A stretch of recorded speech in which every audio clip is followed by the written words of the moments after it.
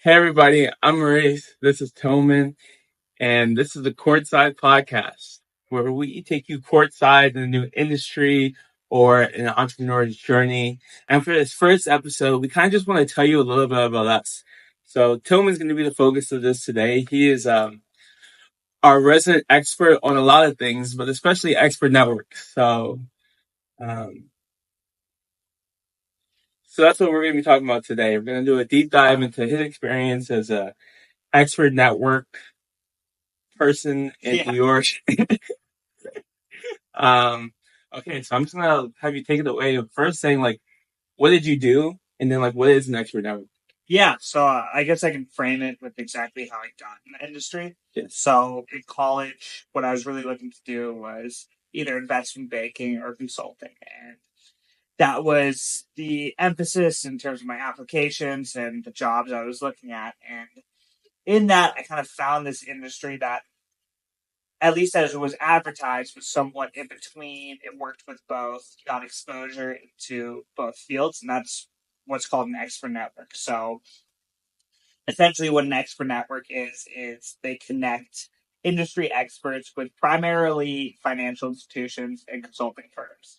And I interviewed a couple times for multiple of the biggest networks in New York, and I ultimately joined one. And I spent around 3 years building up their New York office, and I've talked to over probably 5,000 experts in the time, and I've set up over 1,000 consultations, which in spend is probably over $2 million for mostly banks and consulting firms. That's interesting. Wait, so why do banking and consulting firms need experts in the first place? Yeah, so I guess put yourself in the shoes of a 22, 23-year-old consulting associate. So they're out of college, and these companies are paying $350 an hour, or paying their firms $350 an hour to be experts in the field. So whether that's on a commercial due diligence or whether it's on a new strategy for a semiconductor company, they need to present themselves as experts in the field. And how they do that is they get up to speed very quickly on the industry. And in their contracts, actually, with their end clients, they bake in, we're going to talk to 40 industry experts. And to do that, they immediately contract that out to an expert network. And oftentimes, within 2 weeks, they're going to have an associate that actually conducts 40-hour-long interviews 40. on a certain space. 40 is just a number. Something I've seen as much as 100 interviews in 2 weeks with one associate just taking notes with experts. And typically, for any sort of industry analysis, they're going to do two things. So one is customer, so voice of the customer calls, and then the other is competitive analysis. So the first 10 or so calls are going to be spent on competitive analysis. That's talking to, say, if you're doing a diligence on Impossible Foods, for example, you're going to want to talk to all of Impossible Foods competitors. So you're going to be wanting to talk to somebody at Beyond Meats. And I say this because that's actually a common case study in the space, really, in terms of what experts you want to talk to. But you're going to want to talk to somebody at Beyond Meats. You're going to want to talk to somebody at Tattooed Chef. You're going to want to understand the competitive positioning, and typically from a competitor's perspective. Then from there, you're going to want to talk to customers. So with that Impossible Foods example, those customers are going to be twofold, but it's mostly going to be retailers. So it's going to be, you want to talk to the head of merchandising at Whole Foods. You want to talk to the head of merchandising at Kroger. You want to understand what products are flying off the shelves faster than others. And from there, you can understand sort of how the market's looking. So consulting firms will typically use the first week or so of the diligence to go over that analysis and go over those interviews. And then they're going to start to come up with a market map. So that is, here are the competitors. Here's what customers are saying. Here's what we see as the TAM as well as the valuation of this company. And then ultimately, if it's a due diligence, is this a good idea to buy or not to buy? So you guys make the market map, or do you just? So we just connect the consulting firms, or when I worked there, we connected the consulting firms with the experts that they wanted to speak with. Got it. So you speak with 40 experts. you write a report for the consultants. And so the consultants speak with the experts Okay. directly. Yeah, we would just be connectors. So think of us as just a database of, the biggest networks, say 500,000 experts Oh, wow. that within a day or two you can talk to as long as the price is right. So why don't the consulting firms just like reach out to the experts themselves? Why do they need an extra network? So I would say twofold. The number one thing is compliance.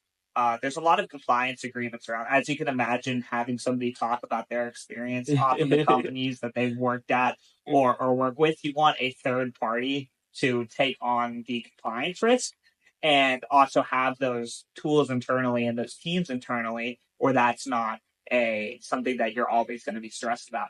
And then the second thing is just the speed. If you have a week to talk to 40 people, I don't know, in the startup journey, I know you've reached out to 40 people, and how many of those people get back? You don't have a team that's dedicated to do this, and being able to get those 40 people, and often it's not just 40 people that you're presented with. You're presented with 200 profiles that you can select from. Getting that and getting those availabilities of everybody takes a team, not just one or two junior consultants who have never done it before. Got it. That makes sense. Okay, so I understand like why the consultants need it. I do want to learn about like your experience in the expert network, but first let's talk about why the experts need it. So like what's in it for the experts? Yeah, so kind of what I was told at the very beginning is put yourself in the shoes of a chemical engineer. You have spent, a decade maybe to get this deep experience in chemistry and deep experience in your industry. But realistically, none of your friends know exactly what you do. They're just not experts in the same space. Your family doesn't necessarily know what you do. You go out on happy hours and talk about work with all your colleagues, and they know what you do, and you like that. But then put yourself in the shoes where you're getting offered anywhere from $200 to $1,000 just to talk about what you do every day and what you enjoy talking about anyways with somebody who genuinely cares, genuinely wants to listen, genuinely wants to learn about your industry, and is paying you a lot of money. So for an expert, I think it's a no-brainer as long as it's okay with the company and you're not giving up any sort of confidential information. I've talked to experts, doctors, for example. I've talked to doctors who have paid their entire kids' college just by doing one expert call a week. Really? Yeah, you're making $1,000 a week on expert calls. Or what I would tell experts all the time on the phone is, hey, wake up an hour early and then take your wife out to the nicest dinner you've been on that year with this little extra money you're making.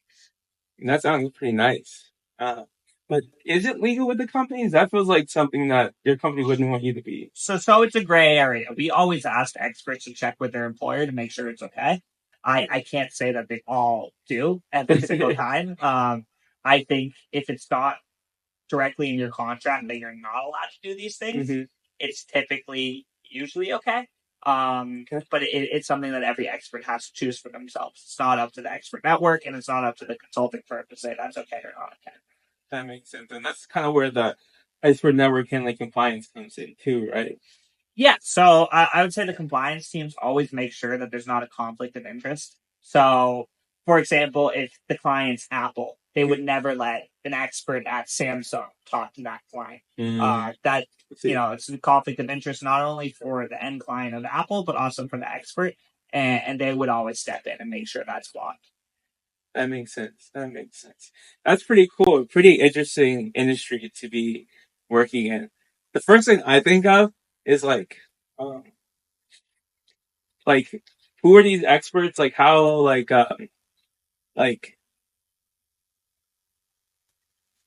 yeah, are they like rich? Are they famous? I don't know. $2,000 for making $1,000,000 a year doesn't sound like that much. Yeah, so like I said earlier, there's typically two buckets of experts. One is going to be those customer conversations. Those are typically a lot higher volume, but oftentimes less niche and less important. And then those competitor conversations. So I would say the competitors typically can charge a little bit more because for the Impossible Foods example, not that many people in the world are going to be better equipped to talk about it than the ex head of sales or the head of sales for Beyond Meat. Right. So, but they're also going to have lower volume because there's not that many projects that come around where somebody wants to talk about the alternative protein space. On the flip side, those retailers, somebody who works at Whole Foods or Trader Joe's, they're going to have a high volume of products or projects because they have all these products they can talk about. So a merchandising officer there could talk about alternative meats, but they can also talk about cheese. They can talk about dairy. They can talk about, Frito-Lay. They can talk about anything there. So they're going to have a higher volume of calls that they're able to do. They typically can't charge as high of a rate because there's more people that can talk about that space, but everybody's going to be wanting to talk about that. A big niche where that's apparent is software. So if you're the CTO of a company, you're often the decision maker for all softwares that your company buys. As you can imagine, there's a lot of work that's done in the software industry, and a lot of people want to understand what software companies are looking at and what software companies, technology officers at a Fortune 500 company would purchase. Right. Yeah. So I've seen those experts make anywhere from 500,000 to $1 million a year just on expert calls. And for a CTO, even of a large company, that's typically more than they're making in a year just on expert calls. That's a pretty crazy industry. Yeah, and it's worth noting that there are experts that no matter what network you're at, every single associate knows because they do so many calls. I'm not going to name any of their names here, but they do such a high volume of calls. That's super interesting. Yeah, can you give me a market map of the expert network industry? Yeah, so I would say it started really with GLG, which is going to be the biggest network in the space. They've been around the longest, and they have the most established base of experts. They advertise that they have over 500,000 experts. I don't know how exactly accurate that is. And then from there, there's going to be two other big legacy players that are around. So that's going to be GuidePoint and then Third Bridge. So they're kind of the traditional buttoned up. They serve most of the hedge fund, financial institution clients, and they've been around the longest. And then kind of the other big mover in the space is going to be Alpha Sites. They service primarily consulting firms, and they found this big hack. And I'm sure we're going to go into the type of person that works into an expert later, but they found a hack in the industry. Almost, I would say. It was described to me as they found that Vanderbilt University, which is, right outside of here in Nashville, very prestigious school, very good school. A lot of smart kids are coming from them. But they had a really tough time. A lot of the people there breaking into consulting. So they advertised the expert network role as almost like a jump start into consulting or a consulting role in itself. And they were able to recruit very heavily from Vanderbilt as well as some other top schools, who then in turn had friends often at these large consulting firms and then got the ball rolling there. So they're the preferred vendor of most of the top consulting firms. Versus GLG, Third Bridge, GuidePoint are going to be the top vendor of most of the established financial institutions. There's smaller players and regional players. CapVision is going to be where I worked. We were in the big player in China. So if anybody wanted insight into China, you would go there. Athenium, that's going to be a European one. Dialectica is also a European one. There's various ones in Japan. Japan's notoriously difficult to get any insights into. So you almost have to go through a Japanese provider there, as well as South American ones. But I would say there's really the four big players that we consistently ran into in terms of our competitors. That makes sense. And then, yeah, you touched on it being a bridge into consulting. Let's start off with who should be interested in expert network. Yeah, so I think a problem that I saw in the industry is that it was oftentimes advertised as almost like a consulting associate role. And then what you found is that people went into it expecting that. Right. And they were a little bit taken aback by how much of it is a recruiting based role, how much of it is almost like a sales based role.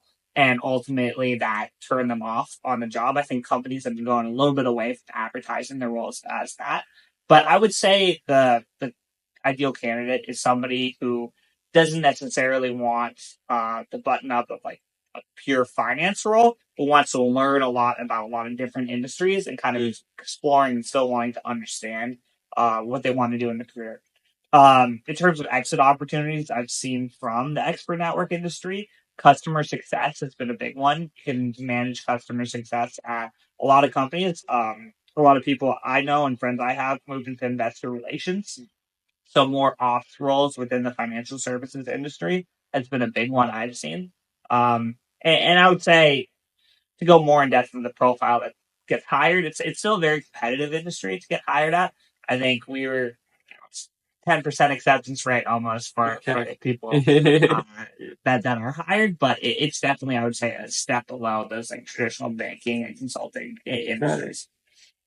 And so it's cool because just like in the bank and consulting, at least you get to do a wide variety of projects. You get to talk to a lot of cool people in a bunch of different industries. But like your day to day, I think you kind of touched on it. But what does it actually do? Yeah, so I will say it really varies on the teams and the type of clients you're servicing because your day to day will kind of ebb and flow based on that. But I would say for the most traditional day to day is you work on anywhere from 5 to 7 projects at the same time.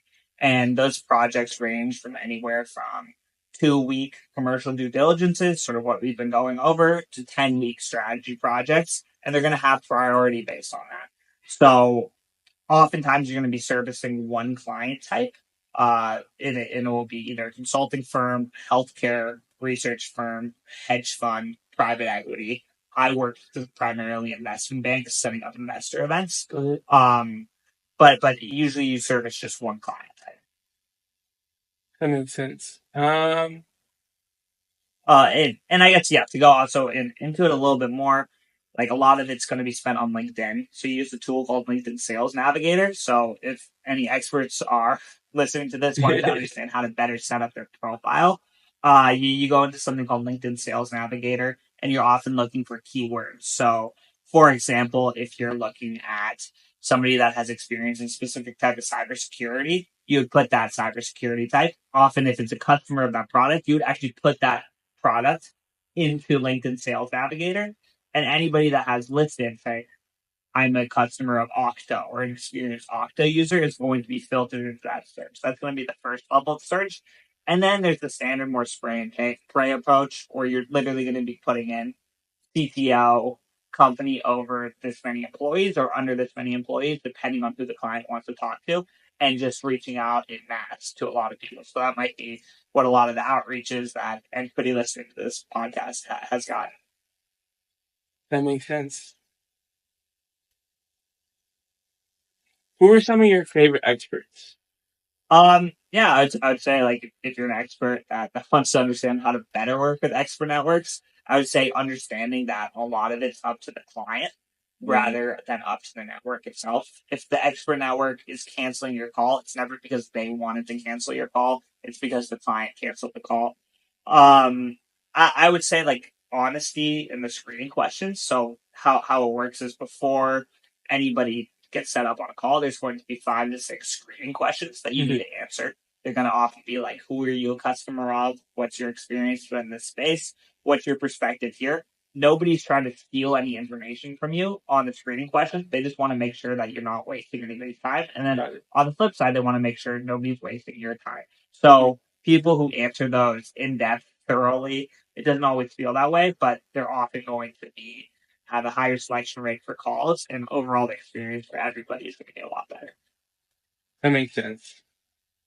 What do you want to talk about? Yeah, I guess I can go into like some like interesting projects that we've had, and I guess kind of like what got me into the industry in the first place was I was sitting down with my old boss, and I asked him like, "What do you like about the expert network industry?" And he goes, "Well, look around the room.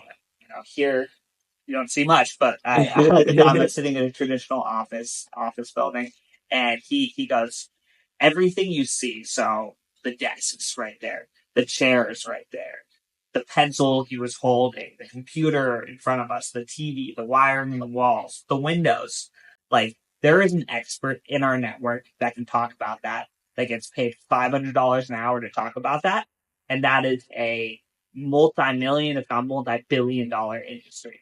So everything around you, you get kind of so ingrained in that, especially in New York where I was living, that the career paths are finance, it's tech, and consulting, that you don't stop and look around and understand there's so many other industries that people are making a lot of money in and people really find interesting. And oftentimes the consulting firms have to talk to those people to know anything about that industry in the first place. Right, like someone made this furniture right here, and Exactly. there's And a multimillionaire. and the person that packaged this furniture is Yeah. probably a multimillionaire. And obviously the person that shipped it's probably Amazon, but everything we see here is going to be a big industry, and it's an industry that somebody cares a lot about, and somebody eventually will want to do expert calls on. So that's something I found really interesting about the job, is that you get to talk to these people who they might have no connection to banking or consulting or New York at all, but they still have this vital importance to play in the entire ecosystem. Right. And you also, it seems like you get to get them a very exciting part. They get to talk about the thing they love, and it sounds like it's always a positive interaction. Yeah, and there's some people that do it really just for the money all the time. And then I talk to experts, there's CEOs of billion-dollar companies, and they do it for free because they just enjoy talking about it, and they also enjoy the networking aspect of it, where it never is going to hurt to have a partner at a hedge fund that and you've talked to. Like, that's never going to be a bad conversation that you have. Chances are, and we have strict rules as an expert network that you're not allowed to take an expert off the platform. But that doesn't mean that you won't run into these people at conferences or at industry events, and that won't be a beneficial conversation to have had. And also, it's important to understand what investors are looking at in your industry and what type of questions they're asking and what type of questions you want to have prepared if you're ever trying to sell your company, or if you're ever talking to, a large hedge fund investor that's asking you why this happened with the stock price. These are always going to be important conversations to have. Is that something you guys can like track? I don't know if it's legal for you guys to do, but I mean, you guys are on these calls. Do you get to see like, oh wow, my expert helped McKinsey advise this, or help this hedge fund buy this company? So it's not as much that, but we have a pretty good tab on the industry in terms of what spaces are very hot and what spaces are less hot. So right now, as you can assume, AI is everything. But previously we've got to see the transition from semiconductors to SaaS to AI, but also even kind of like these microsystems. We see when car washes. Car washes are insanely hot industry. It's something that nobody really realizes. But yes, those sort of like car wash, they're called car wash consolidators, and they buy off all these local car washes, and you make millions of dollars on car washes. I would never have thought that. Now I know that if I ever get rich enough to buy a car wash, that's 100% going to be a business I go into because they're valued really well. Still, HVAC is another space. You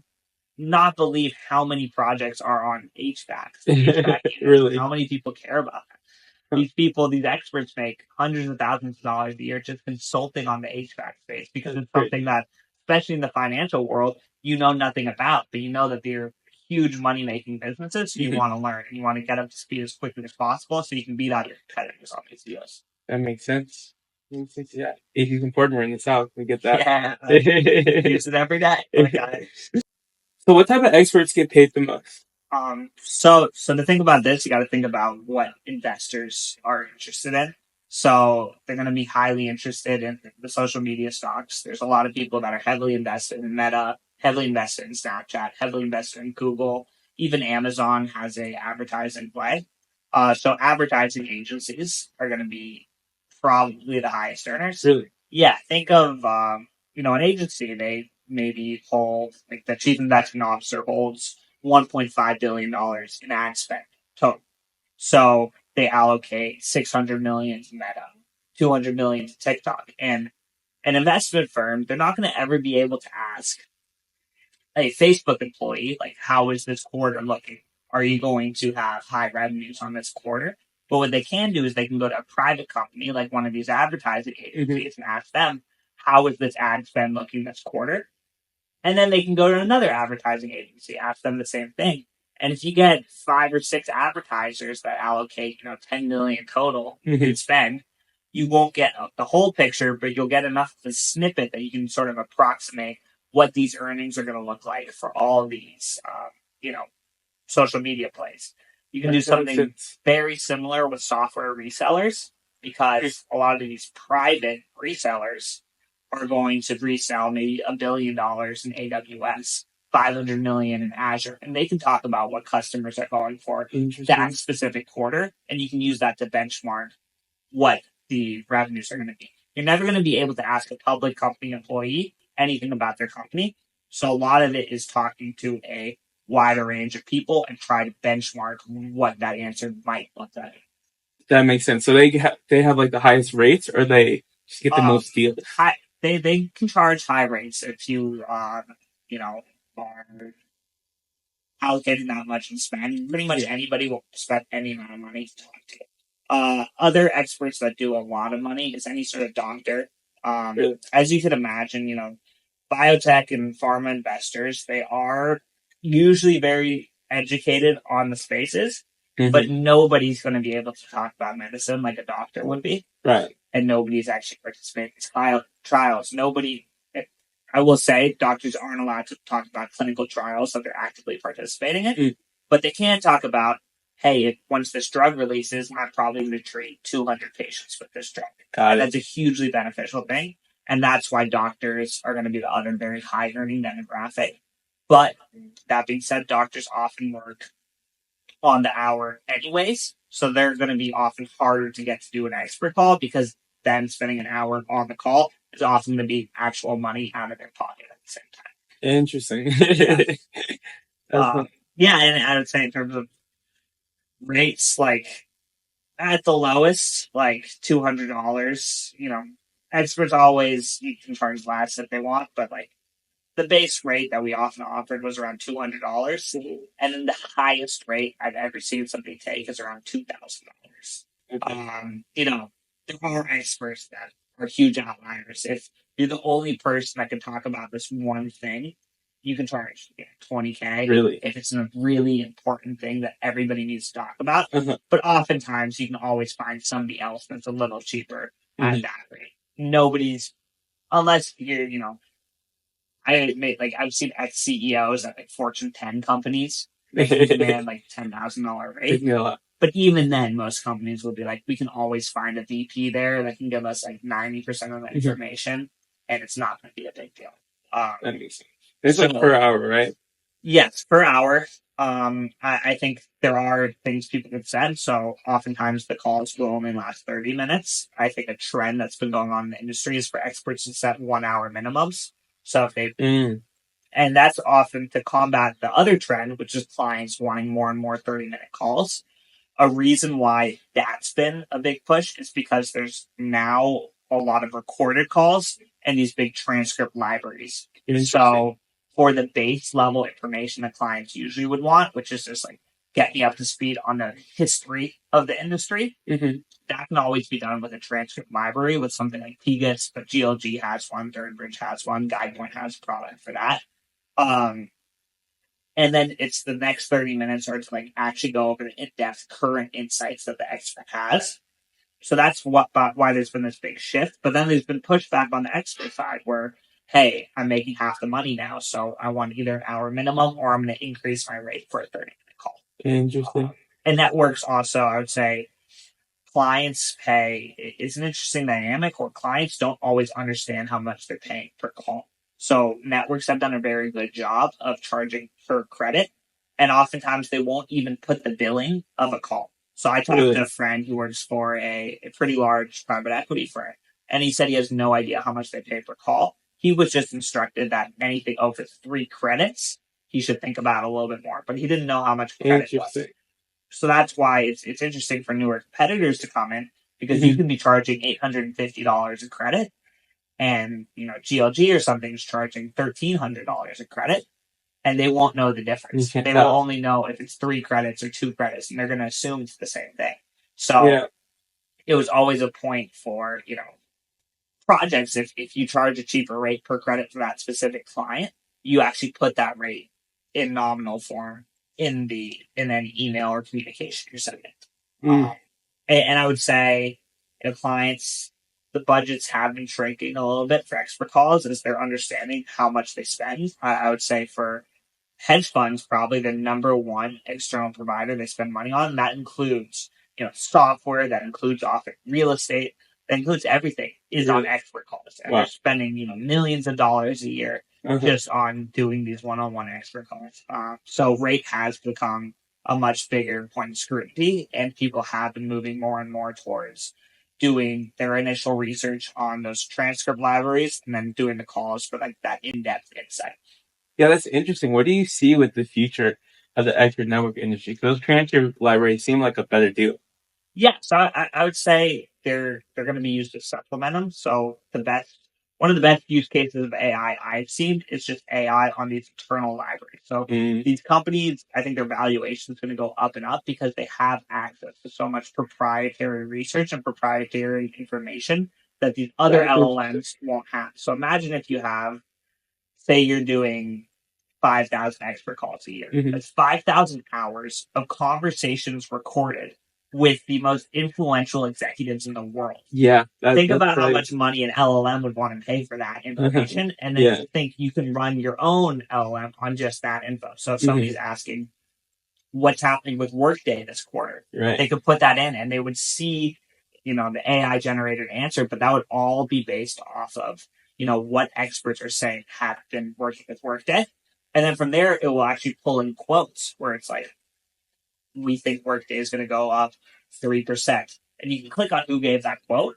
And then you can click book a call with that person. Oh, wow. And you'll have an hour-long call with that person that, is a Workday expert and gave you that quote. Yeah. And you'll be able to get context into what the LLM spit out for you. So that's how I see the future of the industry. And I think it's actually one of the more interesting use cases of AI that I've heard of, and one of the more interesting AI plays, because it's almost like Reddit, where it's an information play and a library play and a data play that these LLMs would just love to have in their database. Yeah, that's crazy. But that also seems like if you decrease the number of calls, that's like a bad thing for the expert network. Oh yeah, well they can charge subscription fees if they have that network. I think more and more firms are going for large scale surveys, so that surveying respondents in 15-minute increments, and then you can get 200 people versus where you can only do a 20 call campaign. But I still think, it's baked into how these consultants do their jobs. I don't think if consulting changes, then expert networks will change.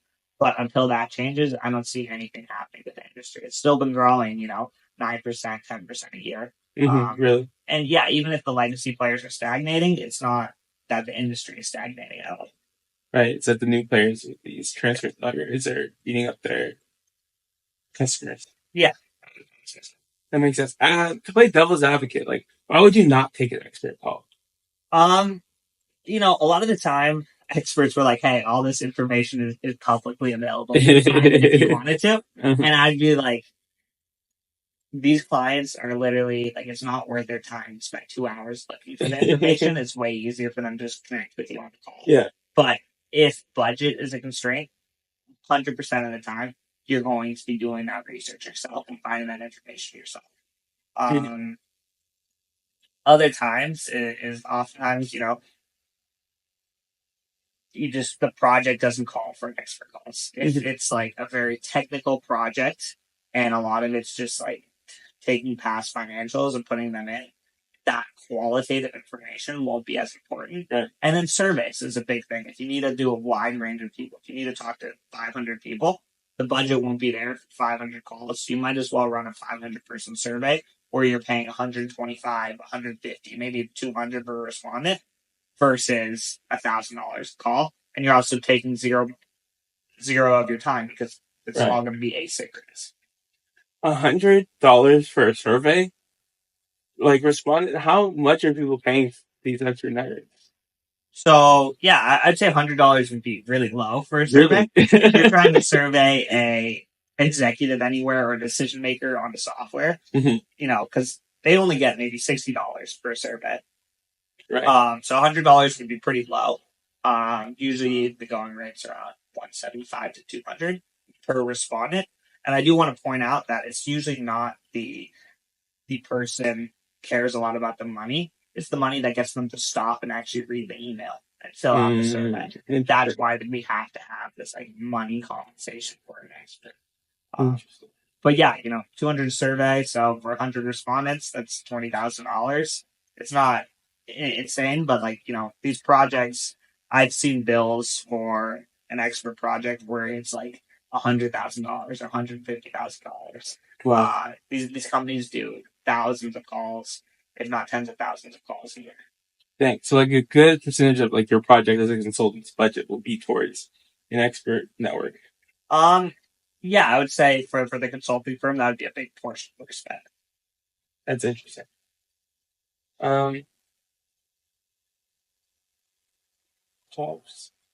Yeah, I guess the last thing kind of like I think would be interesting is just like a lot of experts ask me all the time, like, what rate should I set? So, like, it's important to note that there are going to be thresholds where the rate for the client increases. It's going to be different for every network, but it's usually somewhere between 0 and 400. You're going to be in that one credit range. Between 400 and say 600, you're going to be in 1.5 credit range. Between 600 and 800, you're going to be in the 2 credit range. And between 800 and let's just say 1200, you're going to be in the 2.5 credit range. After that, it's going to start going to get really dicey if you're going to be accepted for a call. And it's also going to really depend on the project. If you're just like a CTO evaluating an enterprise software that everybody is a customer of, you know, your experience, while they don't really care about the budget, they can find that same experience with somebody with a 1x rate.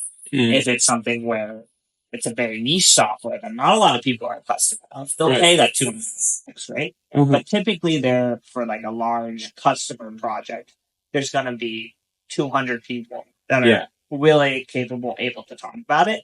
So if you have that higher rate, it's going to remove you from the ballpark. But as soon as you go more and more niche, then that rate's going to be good. So as an expert, does your rate change per project? So I would always advise to not change your rate per project. People ask them a lot.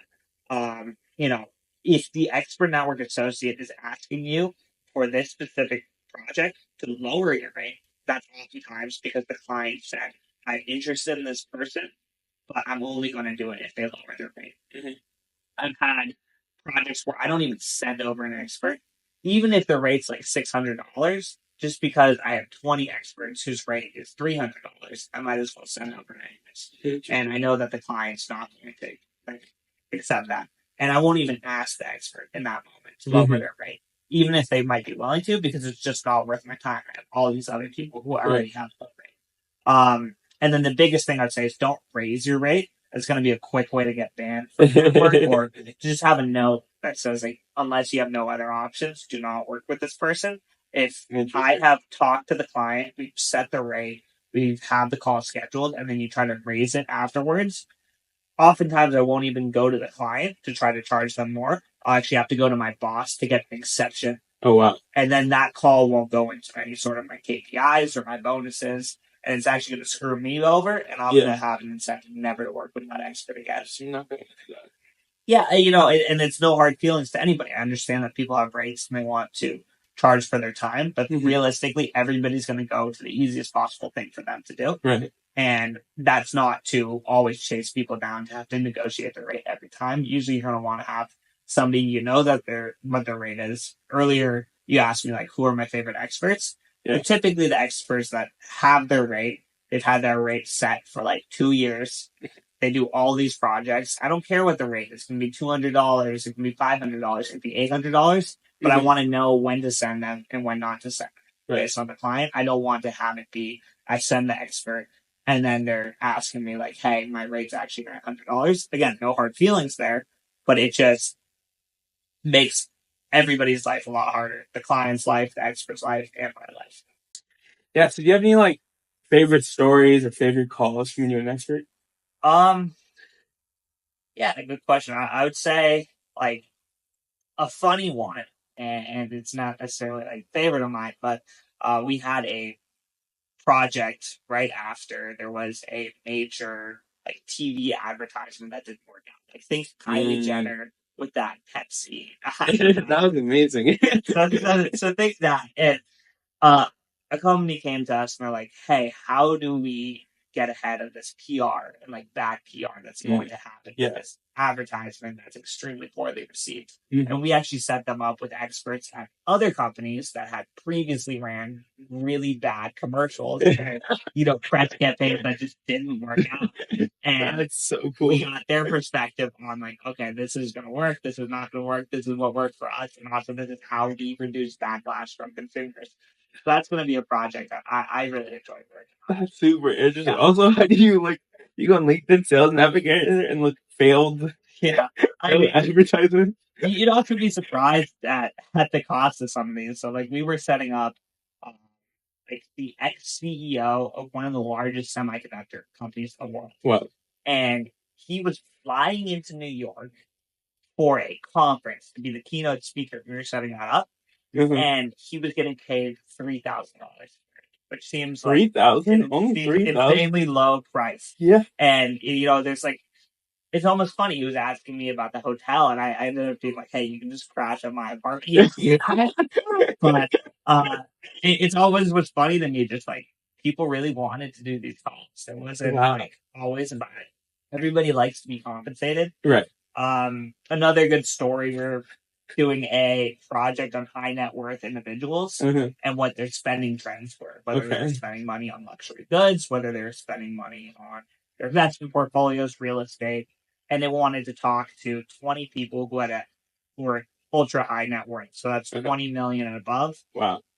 I think in this case, they actually defined it as $50 million and above in liquid assets. That's great. So we were calling people up and literally asking them off the bat, how much money are you worth liquid? That is crazy. Some people were telling us. Really? Some people weren't, but we really got an insight in terms of like what industries make a lot of money, what industries don't make a lot of money. Wow. At the time, we were targeting mostly crypto people because it was right in the boom.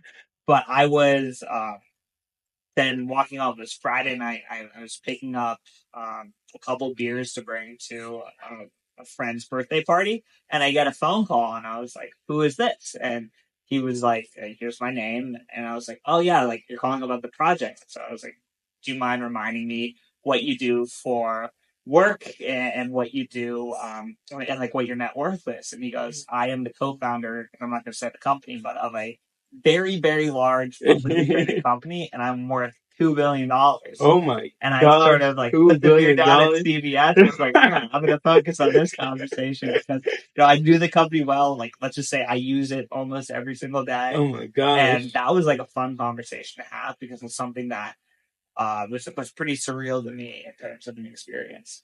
That is a surreal experience. Wow. Do you have his number now? Are you like, hey? I have it. I have it on my phone. I'm never going to contact him about anything. But is that a thing? Have you ever done it or wanted to? No, but I like the idea that if one of those New York TikTokers comes up and is like, "Who's the most famous person you contact?" I have a couple people that are quite famous in my phone. Yeah, that's so funny. That's super cool. Yeah, I mean, is there anything that you want people to know about the expert network industry? I would say I think it's interesting just how prevalent it is in industries that people know a lot about. So like private equity and consulting and hedge funds, but just how little people know about the expert industry as a whole. I think Bill Ackman is one person that does a really good job actually talking about it and the importance of it in his podcast. He runs a hedge fund, and he's one of the few people that talks about it regularly. But they are a very vital part of research. I don't think anybody working at a top consulting firm could do their job day to day without expert networks. Really? I think, a telling moment was one of my friends. She moved from investment banking into private equity, and another friend who was thinking about making the same switch asked her, do you still do a lot of financial modeling? And she said, no, around 60% of my time is spent doing expert calls, doing these interviews. Wow. And he asked her what's an expert call, which is funny that he was interviewing for that role. They're asking him all these technical questions, and it didn't even come up that this was going to be a big part of the day to day. But I think it's really interesting just how important it is in a lot of industries people want to break into, and how important it is in any investment decision any company makes. But it's just never talked about. I think like for us, VCs do these calls all the time where Really? they're trying to, and it's not just market mapping, but it's also literally we're thinking about hiring this executive for one of our portfolio companies.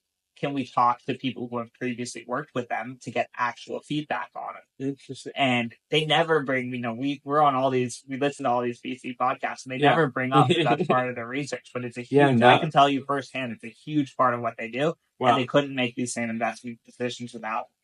I had no clue VCs use extra networks. I mean, coming from tech, obviously, I had no clue extra networks existed, but it's crazy. I think that even in the world of finance and consulting, you don't know. All the time. And a lot of it's just because you're often signing an agreement that you won't talk about that you did this expert call for this client. And likewise, the client will never mention you by name that they did the call with you. So, there's a lot of people that you might know in your day-to-day life that do hundreds of these calls, and they've never brought it up once to you because it's very behind closed doors. Interesting. Yeah, that's super cool. Yeah, I think it's a good industry to kind of dive into it. And I think it's something that's, most people have been contacted at least some points, and they've probably heard of an expert network without realizing probably it. Not most people, but in a certain field, oftentimes, as soon as you're at a certain level in a company, you will have been contacted dozens of times, and oftentimes they just think it's a scam. And it's the same thing as anybody else trying to offer you a gift card, but these are huge side hustles for a lot of people, and then they're oftentimes hugely important parts of how the American financial ecosystem works. I'm not just American. This is all over the world. Makes sense. Cool. I guess, yeah, that's it. That's the first episode of the podcast. Appreciate you asking all these questions. I think if anybody's watching this, let us know if you have any more questions. Always happy to talk. And until next episode. Till next episode.